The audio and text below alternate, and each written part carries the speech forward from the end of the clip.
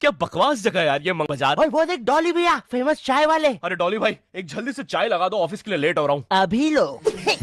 डॉली भाई थोड़ा आज जल्दी लगा दो, ऑफिस के लिए लेट हो रहा था। ये तो हम डेली देखते हैं।